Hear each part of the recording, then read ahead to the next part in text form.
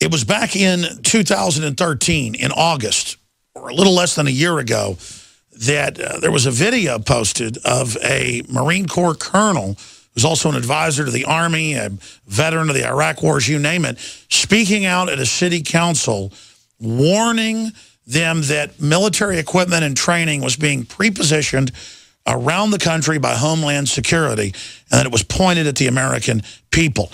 Well, in the last year since he talked about that, we have seen thousands of headlines, literally dozens a week, like this one from the London Guardian, Pentagon preparing for mass civil unrest, social breakdown. Here's another one, the cost of the American police state. Battlefield USA, trillions in the last 20 years spent building up this giant domestic apparatus, hundreds of billions just the last 5 years. It is simply incredible. That's from the ACLU study. So we're really honored today to have Pete Martino in studio with us for this special report. We appreciate his courage because obviously the establishment has criticized him for talking about the 10 trillion pound elephant in the living room, or the fact that the emperor is not wearing any clothes. He is a retired colonel in the U.S. Marine Corps Reserves now.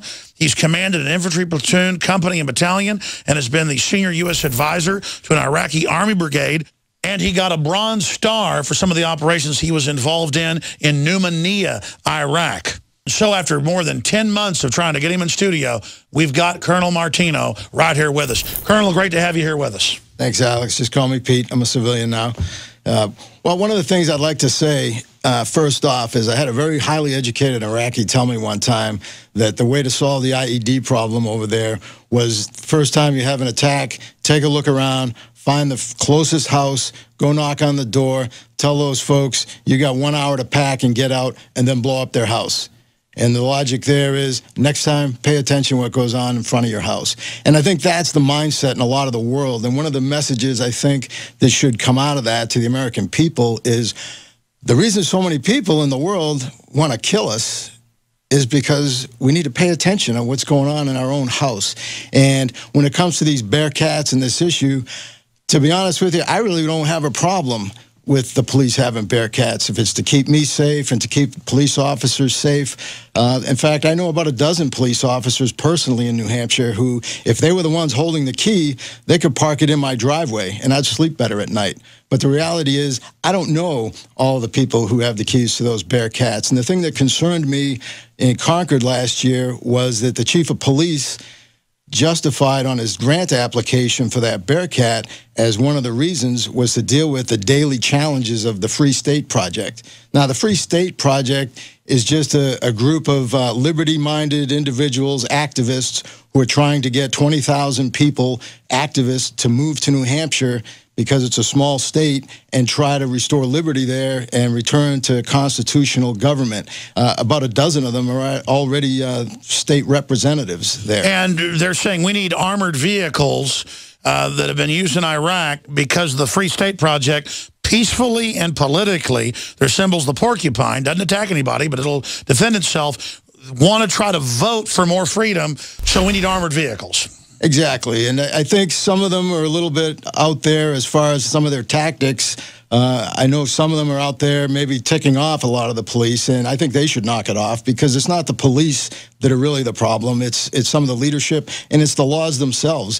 One of the Free State Project members actually reminded everybody that New Hampshire has an open carry law. And he reminded everybody by walking down the street in Manchester, New Hampshire, downtown, and was stopped by the police and detained for a while until finally people realized that it's not an illegal act to walk down the street open carrying. And since then, now you can see people open carrying. So if we don't remind people of our freedoms, people forget we have them. And I agree. That's the cutting edge of the true civil rights movement, is open carry and things like that, because a right not exercised is dead. But Colonel, I want to go back to that city council meeting and play a few clips right now. What's happening here is we're building a domestic military because it's unlawful or unconstitutional to use American troops on American soil. So what we're doing is we're building a military. My best friend, who's a SWAT officer in Nashua, who came to Iraq with me to train the Iraqi police, sent me an email with a picture of him in the media on the streets of Watertown, Mass, wearing the exact same combat gear that we had in Iraq, only it was a different color. And the way we do things in the military is called task organization. You take a command and then you attach units to it in order to accomplish the mission.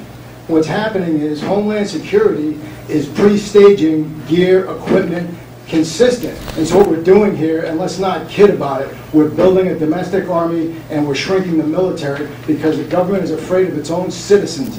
We're building an army over here, and I can't believe that people aren't seeing it. Is everybody blind? That's all. I'll take that.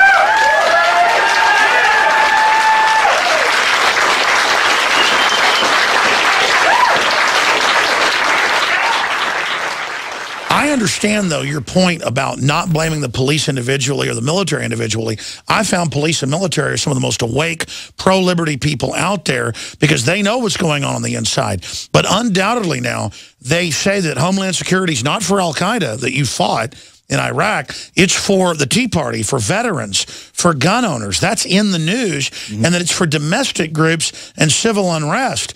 That's unconstitutional under posse comitatus. Well, I think one of the reasons that I have concerns about Homeland Security, as I said, it comes down to trust.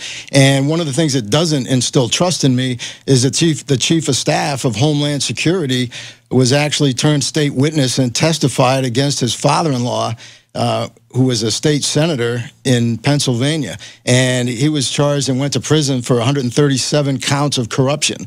And I think, what's his name? Christian Marone, who's now the chief of staff of Homeland Security, worked for the senator, spent 80% of his time doing personal work for the senator, particularly overseeing construction projects on the senator's house. And a Philadelphia city councilman said that he basically turned over on his father-in-law to keep himself from going to jail. So these are imperfect people that are in the system. That's why you've got to put restraints on it.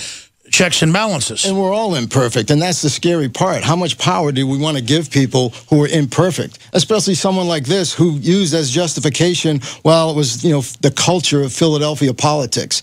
So exactly. I mean, we didn't have military on the streets before in America because we understood that always turned bad. Why is it happening now? And we're not talking about during riots. Just roll them out, have them out there. Talk about why you originally went to the city council and warned people. And then I want to get your take on the NSA, on the IRS, because you've got an incredible list of things to talk about, Colonel. Well, thanks. The thing that actually brought me to that city council meeting was one of my sons. One of his friends was a victim of police abuse. And in some of these police departments all over the country, but even in New Hampshire, in some of these small towns, you get some bad apples. And the problem is that those bad apples, like in any industry, any organization, any bureaucracy, whether it's the IRS, the NSA, and so on, you've got these people who abuse their power. And so when people are victimized by people in power, it's a lot different than when somebody robbing you to take your wallet. These people have power and the authority of government behind them. And so I think institutions need to take a little bit of pride and step up themselves and police their own.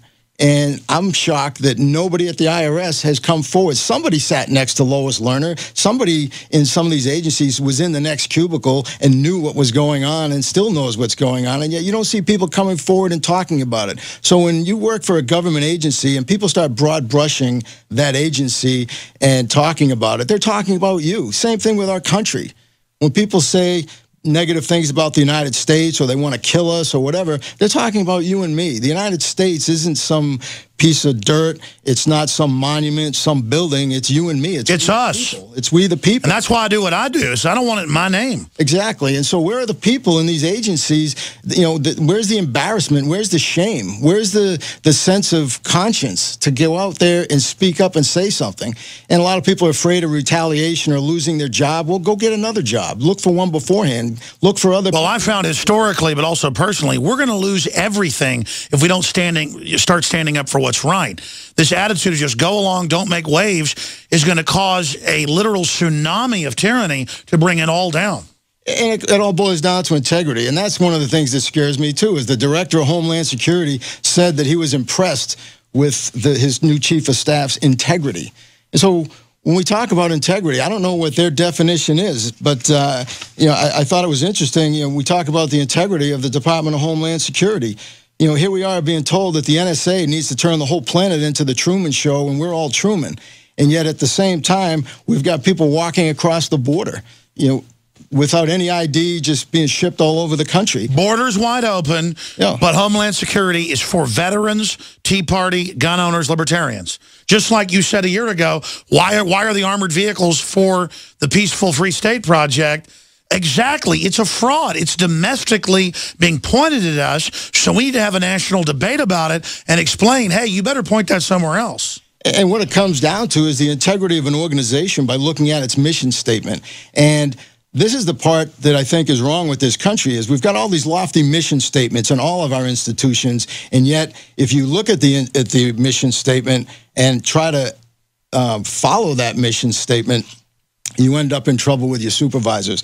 Right from the Department of Homeland Security's website, there are 5 core missions: prevent terrorism and enhancing security, secure and manage our borders, enforce and administer our immigration laws, safeguard and secure cyberspace, ensure resilience to disasters. Now, they're acting contrary to at least 3 of those core mission statements. And so, I'd like to challenge all those, border folks down there. I know there's some good people down there who are trying to speak up, but, people need to band together and stand up and start doing what's right. Point to your mission statement. If you're being told to do something that's contrary to that, you need to go up the chain of command until you find somebody who's willing to do something about it. I saw an article just a few days ago in Reuters about them giving an award nationally to all the people in Operation Valkyrie that tried to kill Hitler. And they teach in the German military now, if somebody tells you to do something illegal or to violate people's rights, it's not a right, it's a duty to resist it. Well, that was taught in the past in our military manuals. I've seen the ones up until the 70s. I don't see that being taught now. Exactly. I was in the Budapest airport one time, and I saw a display for cigarettes for sale, and they had multiple warning signs, labels in multiple languages, and one of them, the one in English, said, "This product will kill you." I love that. Straight to the point, honest. Wouldn't it be nice if our politicians and our government agencies came with those same warning labels instead of the lofty ones that we come up with that are hypocritical? Well, you get called an extremist for saying out-of-control government will kill you. George Washington basically said that, and they call that terrorism now. Yeah, they're terrorists, but the bottom line is to them, they are not. Now, why is that important to understand? Because they are as committed to their cause and to their way of life as you are yours. And they see you as being wrong. Who was the first terrorist organization in the United States? Who? Founding Fathers. Founding Fathers. You mean Thomas Jefferson? Oh, yeah. You mean George Washington? Oh, yeah. Paul Revere? Yeah. These guys right here, let me ask you something. Did they try to scare people? Oh, yeah. They tried to intimidate the British. Did they use acts of violence? Your founding fathers, my founding fathers, were involved in acts of terrorism against British officials because they systematically had British officials assassinated. I mean, that is scary when the government is saying, criticizing us and promoting what the country's founded on is extremist and connected to terrorism. Yeah. Well, here's another great mission statement, and this is right out of the VA's website. VA's 5 core values underscore the obligations inherent in VA's mission: integrity, commitment, advocacy, respect, and excellence. The core values define who we are, our culture, and how we care for veterans. Taking the first letter of each word, integrity, commitment, advocacy, respect, and excellence, creates a powerful acronym: I care. Come on.